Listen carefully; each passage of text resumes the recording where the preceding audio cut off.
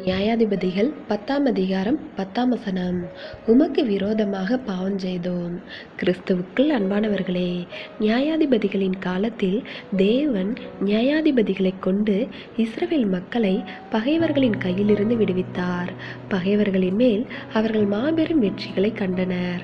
ஆனால் இஸ்ரவேல் மக்கள் எதையும் செய்வதற்கு இயலாத பலவீன நிலையிலிருந்த போதுதான் தேவன் அவர்களுக்கு பக்கபலமாக இருந்து அவர்களுக்காக யுத்தம் செய்தார். அதனால் அந்த பெரிய வெற்றிகளை பெற்றனர். அந்த வெற்றிகளுக்கு 3 முக்கிய காரணங்கள் இருந்தது. 1, தங்களுடைய பலவீனத்தை மனதார உணர்ந்தார்கள். 2, தங்களுடைய தோல்விக்கு காரணம் தாங்கள் தேவனை விட்டு போனதுதான் என்பதை உணர்ந்தார்கள். 3, தவறுகளை சரி செய்ய தேவனிடம் மன்றாடினார்கள். நம்முடைய தேவன் எந்த நிலையிலும் நம்முடைய தோல்வியான நிலையிலிருந்தும் வெற்றிகரமான நிலைக்கு அழைத்து செல்ல ஆயத்தமாய் இருக்கிறார்.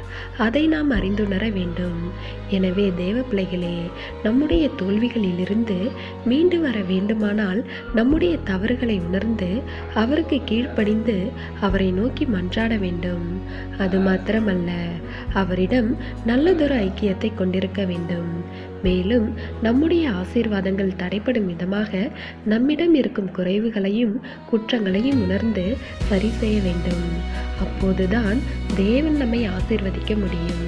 தேவனுடைய கிருபையும் இரக்கமும் உங்கள் அனைவரோடும் இருப்பதாக. ஆமென்.